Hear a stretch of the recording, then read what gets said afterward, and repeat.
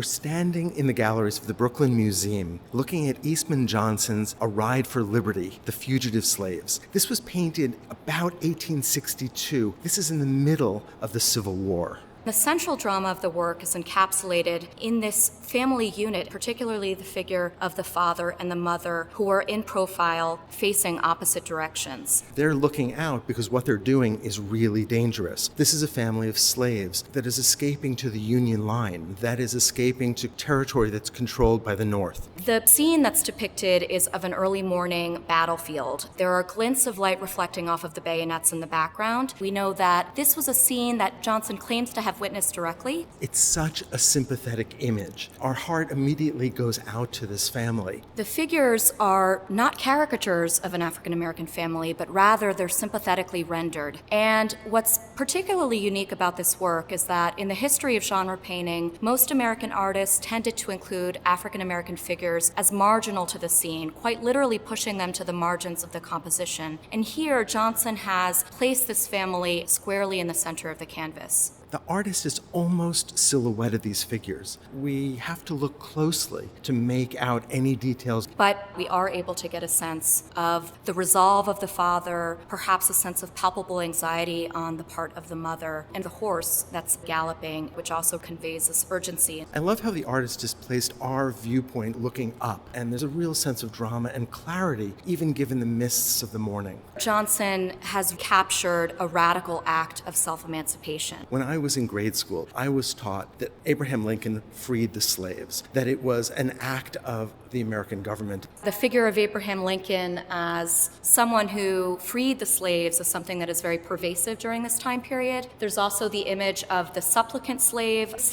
pleading for their own emancipation, and that's why this is so radical, because we see this African American family striving and actively pursuing their own freedom. And it's fascinating, as a result, to think about the fact that this painting was never exhibited. It could have been exhibited, but the artist must have held it back. Yes, both the painting in Brooklyn's collection as well as in the Virginia Museum of Fine Arts, as well as another version which is now lost, were never publicly exhibited, they were never sold, and in fact they remained in the artist's possession at the time of his death. This painting needs to be understood within its political context, but even within a legal context. The Fugitive Slave Act was passed in 1850, and essentially any enslaved individuals who left the South had to be returned to their owners. But with the hostilities of the Civil War, the Fugitive Slave Act became null and void. And in the year before this painting was made, a Union general declared that any slave that was able to cross two Union lines would be considered contraband of war. It meant that they were no longer property under Southern rule. Historians have sometimes noted that fugitive slaves were of great benefit to the Union Army. They provided intelligence based on their deep understanding of the topography, the whereabouts of troops, and other critical information. And they also fought in the war themselves. I wonder what the reception would have been had Eastman Johnson shown this painting publicly in the year that it was painted. I also wonder that, and I wonder to what extent Northerners might have read a particular meaning or message from this work as opposed to that of the Confederate South. In practice, this family is entering into a great unknown. They're leaving the world that they've known, but the trauma of that world was such that it necessitated this escape.